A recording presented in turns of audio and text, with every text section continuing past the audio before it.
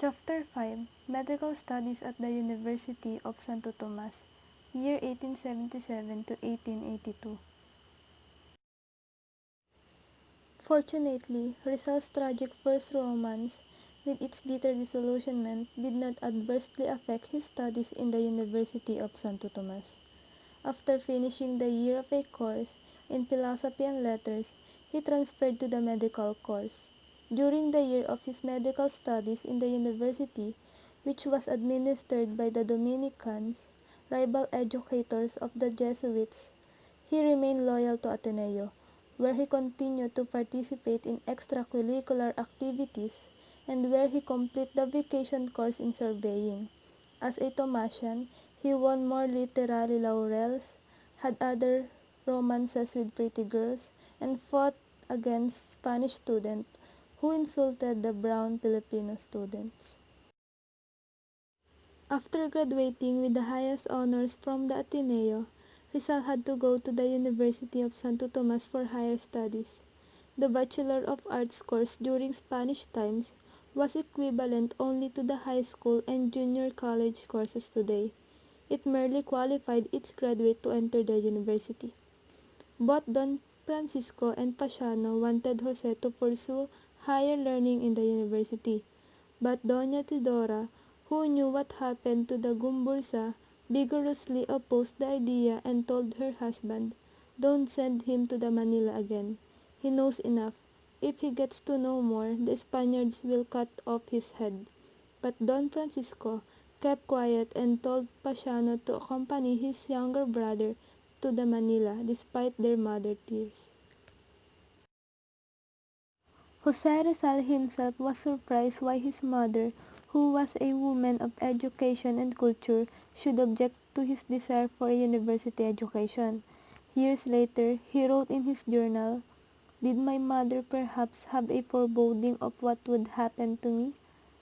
Does a mother heart really have a second sight?" In April 1877, Rizal, who was then nearly 16 years old, matriculated in the University of Santo Tomas. Taking the course on philosophy and letters, he enrolled in this course for two reasons. First, his father liked it, and second, he was still uncertain as to what career to pursue.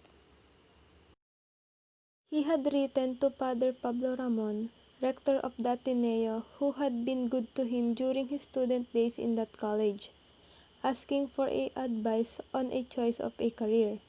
But the father rector was then in Mindanao, so that he was unable to advise Rizal. Consequently, during his first year term, 1877 to 1878, in the University of Santo Tomas, Rizal studied cosmology, metaphysics, theodicy, and history of philosophy.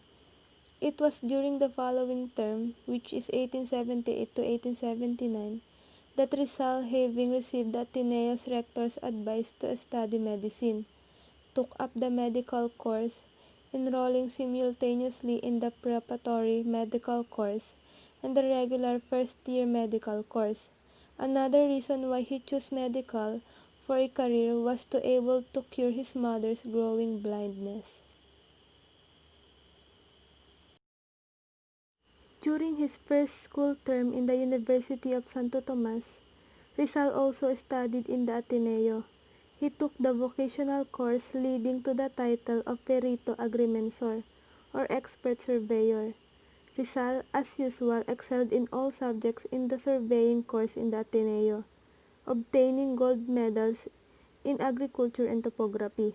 At the age of 17, he passed the final examination in the surveying course, but he could not be granted to the title as surveyor because he was below age. The title was issued to him on November 25, 1881. Notwithstanding his academic studies in the University of Santo Tomas and extracurricular activities in the Ateneo, Rizal had ample time for love. He was a romantic dreamer who liked to sip the nectar of love. Shortly after losing Segunda Katigbak, he paid court to a young woman in Calamba. In his student memoirs, he called her simply Miss L. describing her as a pair with seductive and attractive eyes. After visiting her in her house several times, he suddenly stopped his wooing, and the romance died a natural death. Nobody today knows who is the woman was. Rizal himself did not give her name, hence her identity is lost to history. However, he gave two reasons for his change of hearts. Namely, first, the first memory of Segunda was still fresh in his heart, and second, his father did not like the family of Miss L.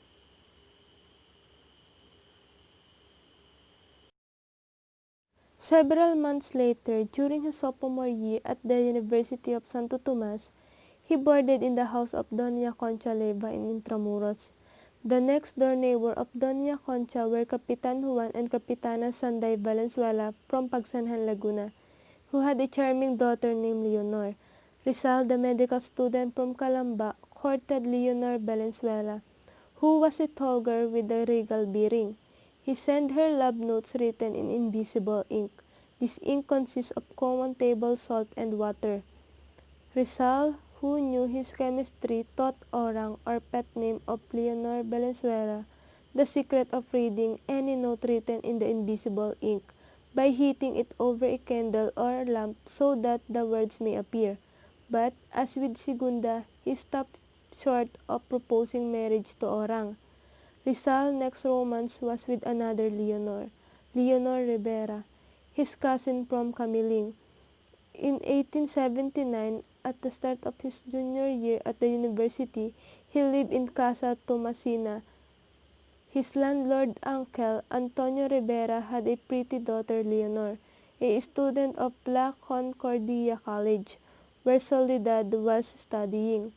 Between Jose and Leonor sprang a beautiful romance. They became engaged. In her letters to Rizal, Leonor signed her name as Timis in order to camouflage their intimate relationship from their parents and friends.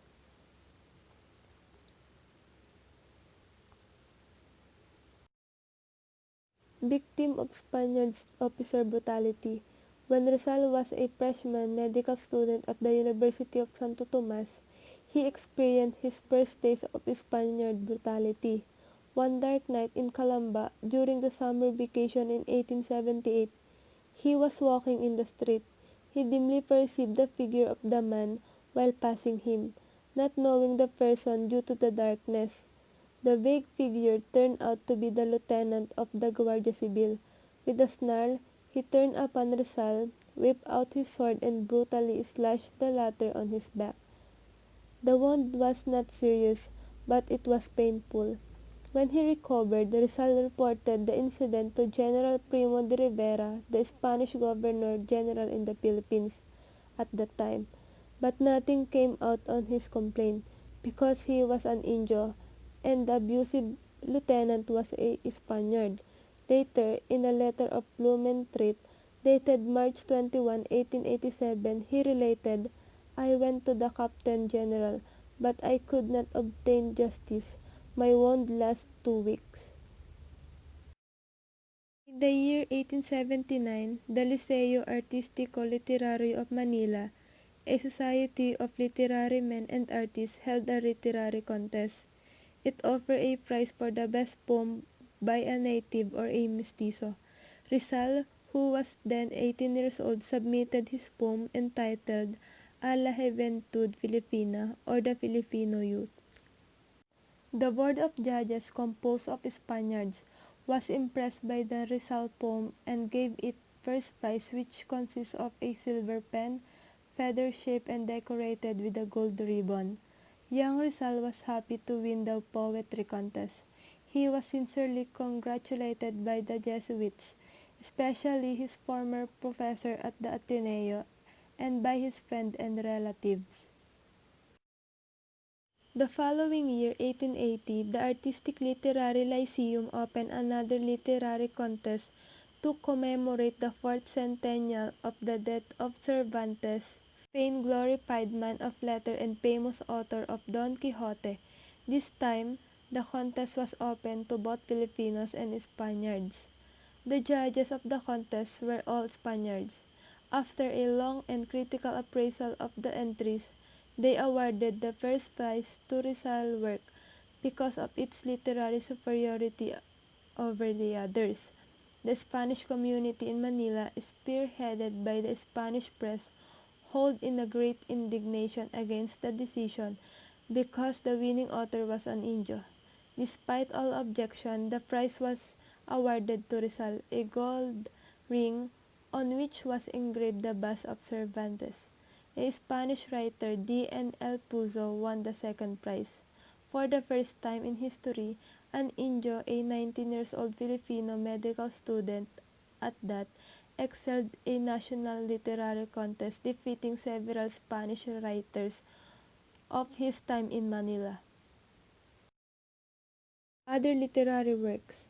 Aside from the two prize-winning works mentioned above, Rizal, although studying medicine, produced other poems and a zarzuela. This zarzuela was Junto al Pasig, or Beside the Pasig, which was staged by the Athenians on December 8, 1880, on the occasion of the annual celebration of the feast day of the Immaculate Conception. In the same year, he wrote a sonnet entitled A Pilipinas for the album of the Society of Sculptors. In this sonnet, he urged all Filipino artists to glorify the Philippines.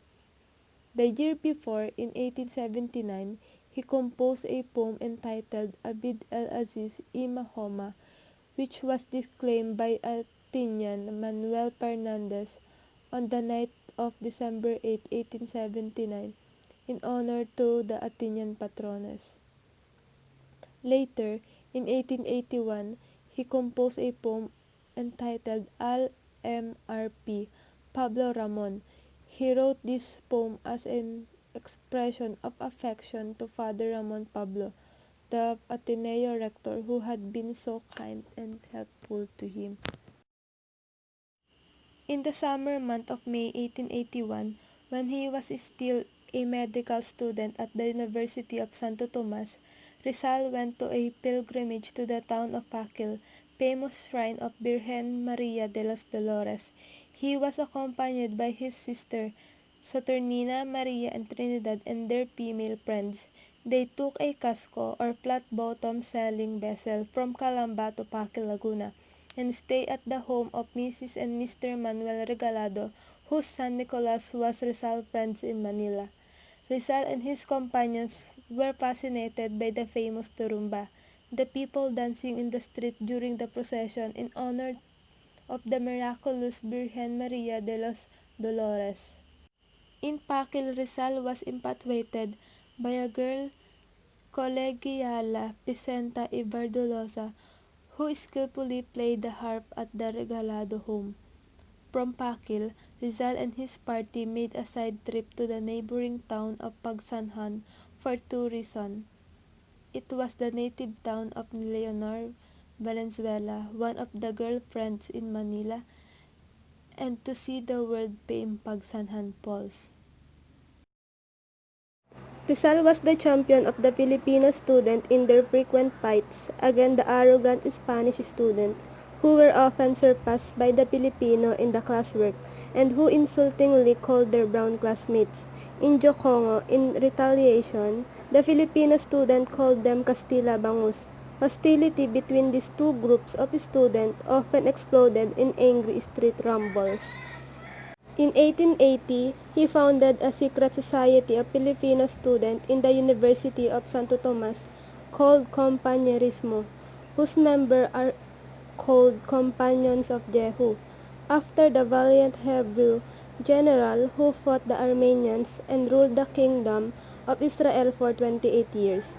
He was the chief of this secret student society with his cousin from Batangas, Galicano Apaquible, as secretary.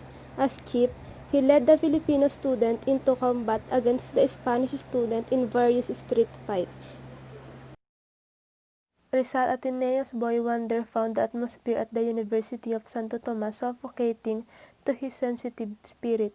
He was unhappy at this Dominican institution of higher learning because first, the Dominican professor were hostile to him. Second, the Filipino students were racially discriminated against by the Spaniard. And last, the method of instruction was obsolete and repressive.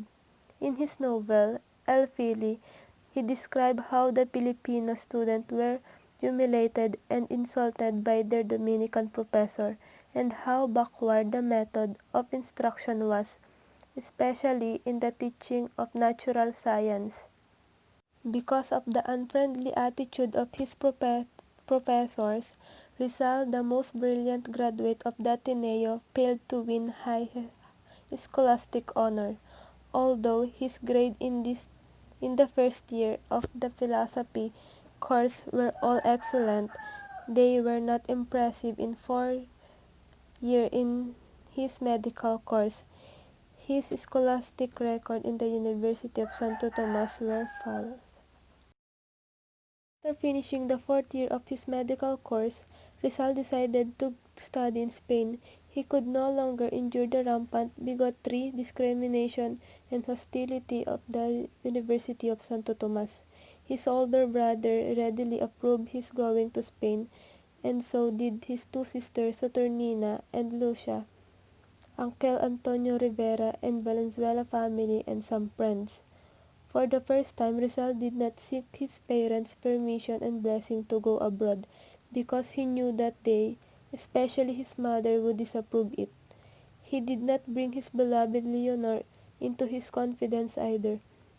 He had enough common sense to know that Leonor, being a woman, young and romantic at that, could not keep a secret. Thus, Rizal's parents, Leonor, and Spanish authorities knew nothing of his decision to go abroad in order to finish his medical studies in Spain, where the professors were more liberal than those at the University of Santo Tomas.